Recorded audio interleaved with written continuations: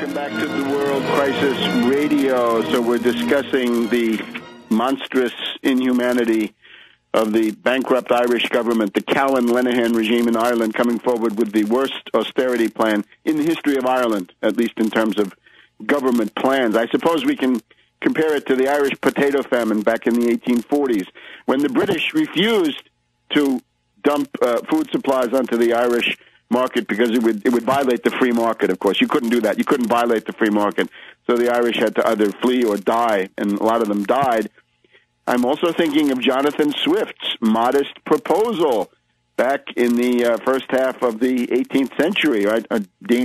Jonathan Swift, the great English satirist who had been driven out of the corrupt Hanoverian court life in London, had to take refuge in Dublin as dean of Trinity College in Dublin, Trinity Church, I guess it is. And there he was. And, of course, he said, let's make a modest proposal that, a young human infant, properly fed for a while, could then become a great cash crop, right? They could be sold for meat. And, of course, the satire and the irony of this is so overwhelming that it echoes across almost 3 centuries. What we're going to hear soon, we've got one modest proposal from the Cowan-Lenihan people, the 140-page National Suicide Plan for Ireland. Then, of course, we're going to have the International Monetary Fund come in, and we'll have to hear what they have to say. Will they say that the Cowan-Lenihan plan is sufficient? And, of course, we've got the Eurogawks and Eurocrats in Brussels, all of these little mice like Van Rompuy, members of the Bilderberg and puppets of U.S.-British finance capital. What a Europe we have. Also, the lessons of Heinrich Brüning, and we've talked about this repeatedly, from 1930 in the springtime to 1932 in the summer. Heinrich Brüning presided over the most draconian, brutal, up to now, sustained exercise in austerity that the Western world has seen. The net result, of course, was to destroy the German social, political, and economic system, to destroy the party system, and to open the door for Hitler and the National Socialists. We'll be seeing what this turns out to be. But remember, the irony of the entire austerity project is that it doesn't work in its own terms. It's always a failure in its own terms. Even Keynes points it out. We have to be more vehement and more exact than Keynes, but this is really an open secret. If you have a depressed economy where the private sector has been decimated by bankruptcies and the consequences of a speculative bubble coming down, the entire national economy depends on government economic activity. And there's different ways to organize that. We prefer using the inherent sovereign lending power of a government. Seize your central bank, start issuing 0% national credit for economic development, and you'll get a recovery. Build your infrastructure. Ireland needs a railway system, among other things. But if you do it that way, you can avoid the problems of doing it on budget, right? The deficits and related stuff. Although some things have to be on budget, and the deficit is a much overblown problem compared to depression. The worst thing that you want to avoid is depression. A deficit, ultimately, especially if it's held internally, can be dealt with. But the second round, once you've made those cuts, the deficit is going to be bigger. And that's the obvious thing. In this case, you're taking 25 to 30,000 public sector workers in Ireland. They're not going to be taxpayers anymore. They're going to become recipients of unemployment benefits or the dole or whatever there is. And, of course, naturally, the Republicans would come and say, well, let's abolish those, too, so we'll save money on that. It's impossible. And the proof of the pudding now is Greece. Greece has now been under a draconian austerity regime for about 6 months. What's the story there? The International Monetary Fund now says that the Greek austerity, which had been approved as enough, is not enough. Because what are they finding? The IMF is finding that the Greek deficits are increasing. And the Greek deficits are increasing precisely as a result of the lunatic crackpot deficit austerity plan that the IMF and its stooges had imposed in the first place. So you go through all of this blood, sweat, and tears, and death, because it does bring death. Program of this dimensions kills people. and at the end of it, your deficit is bigger than it was before. What do you do now? More austerity, says the IMF. They just never learn. They want you to balance a budget in a depression. We're back to Herbert Hoover. We're really back to Andrew Mellon when it comes to this. Now, we're told that the Irish unions are going to have protests on the weekend after the U.S. Thanksgiving.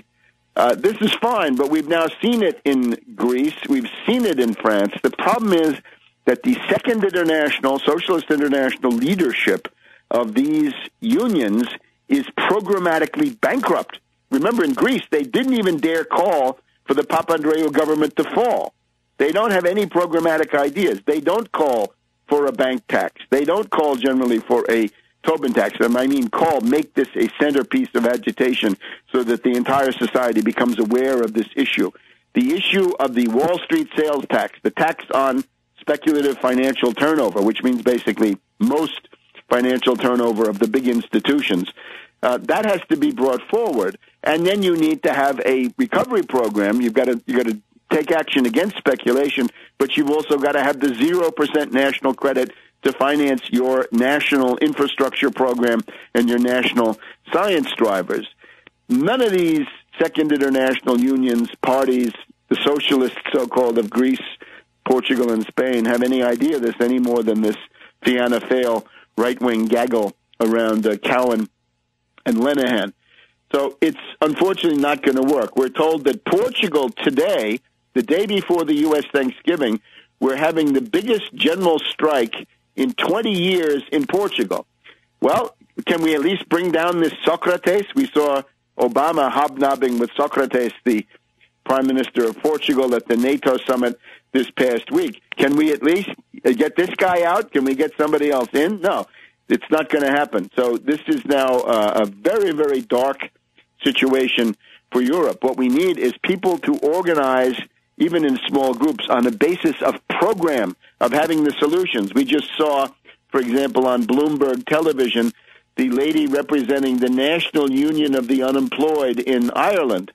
So what's her program? Does she want to say tax the banks, Wall Street sales tax, Robin Hood tax, Tobin tax on these banks, and we'll use that money to avoid the cuts? No, she just says, we ask the government not to be so severe, that they shouldn't cut the social safety net that much. And ultimately, the effect of this is pathetic. The petty bourgeoisie is always looking to see who's stronger, which way should we go?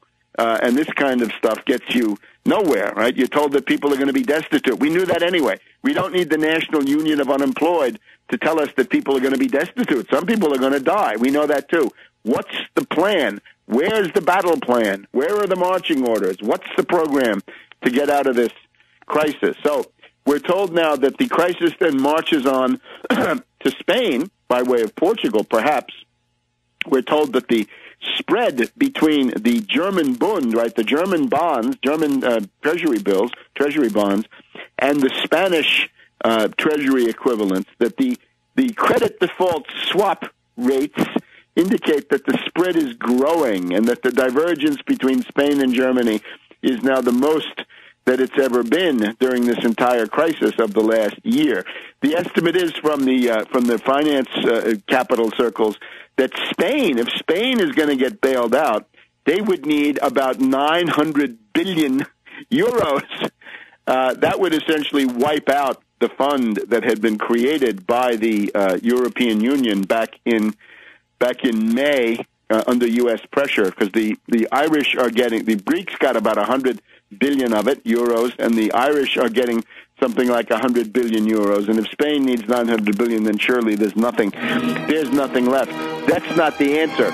Shut down the zombie banks. You cannot sacrifice the entire Irish nation on the altar of some 2 or 3 idiotic zombie banks and their failed derivative speculation. Wipe them out. Wipe the slate clean and let the chips fall where they may. Back in a minute on World Crisis Radio.